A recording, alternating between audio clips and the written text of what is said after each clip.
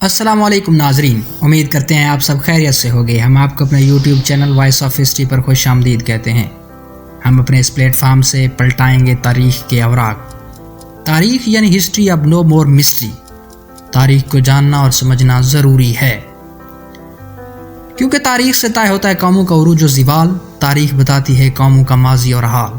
تاریخ موقع دیتی ہے ماضی کی غلطیوں کو سدھارنے کا۔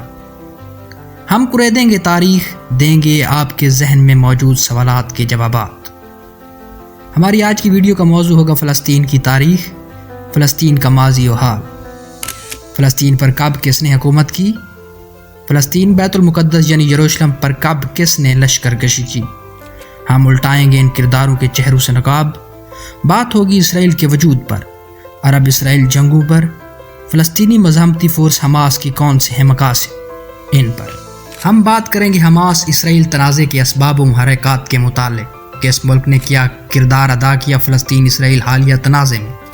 ان سوالات کے جوابات کی طرف آنے سے پہلے آپ سب لوگوں سے درخواست ہے کہ ہمارے یوٹیوب چینل کو سبسکرائب کریں، ویڈیو کو لائک کریں اور بیل آئیکن کو پریس کریں تاکہ ہر نئی آنے والی ویڈیو آپ تک سب سے پہلے پہنچ سکے۔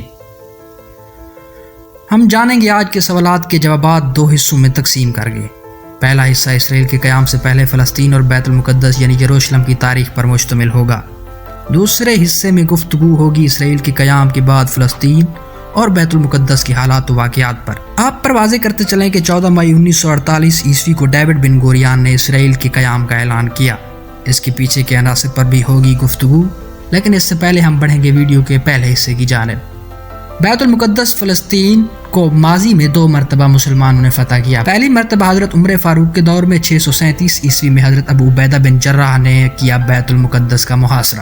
عیسائیوں نے بیت المقدس یروشلم کو مسلمانوں کے حوالے کرنے کے لیے یہ شرط رکھی کہ اگر حضرت عمر فاروق خود تشریف لائیں عیسائیوں کے جان و مال کے تحفظ کی یقین دہانی پر ایک معاہدہ میثاق عمر ہوا، جس کے بعد پوپ کی طرف سے بیت المقدس مسلمانوں کے حوالے کر دیا گیا۔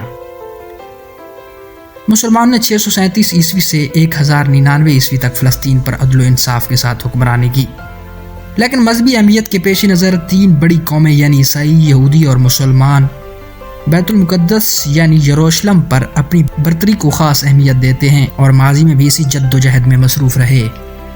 1099 عیسوی میں پہلی صلیبی جنگ ہوئی جس میں یروشلم یعنی بیت المقدس پر عیسائیوں نے قبضہ کر لیا۔ اپنی فتح کے نشے میں دھت صلیبیوں نے بیت المقدس کے مسلمانوں کا قتل عام کیا۔ اس لوٹ مار اور قتل عام کے دوران 70,000 سے زائد مسلمان قتل ہوئے۔ 1099 سے 1187 تک معمول کے مطابق مسلمانوں سے لوٹ مار اور قتل عام جاری رہا۔ بالآخر وہ دن بھی قریب آ گیا جب صلاح الدین ایوبی کی قیادت میں مسلمانوں نے بیت المقدس کو دوبارہ فتح کیا، لیکن اس سے پہلے صلاح الدین ایوبی نے 4 جولائی 1187 عیسوی کو ہتین کے مقام پر کروسیڈز کو شکست دی۔ یہ ایک خون ریز جنگ تھی جس میں صلاح الدین ایوبی فاتح کے طور پر سامنے آئے۔ ہتین کا میدان وہی علاقہ ہے جہاں آج کل فلسطین اور اسرائیل موجود ہیں۔ اس خون ریز جنگ میں کئی صلیبی کمانڈر گرفتار ہوئے جن میں ریجینالڈ آف شیٹیلون قابل ذکر ہے۔ یہ فرانسیسی کمانڈر شفاق اور سخت ترین دشمن تھا۔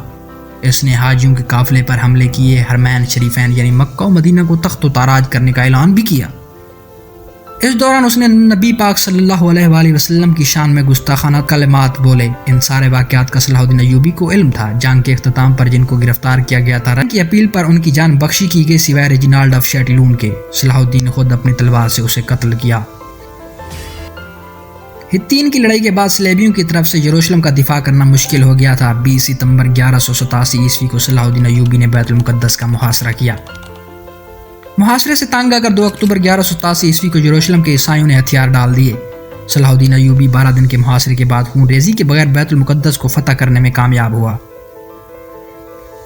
صلاح الدین غیر مسلم کے ساتھ عدل و انصاف اور رحم سے پیش آیا۔ اس کے حسن سلوک کی وجہ سے آج بھی غیر مسلم دنیا اسے اچھے الفاظ میں یاد کرتی ہے۔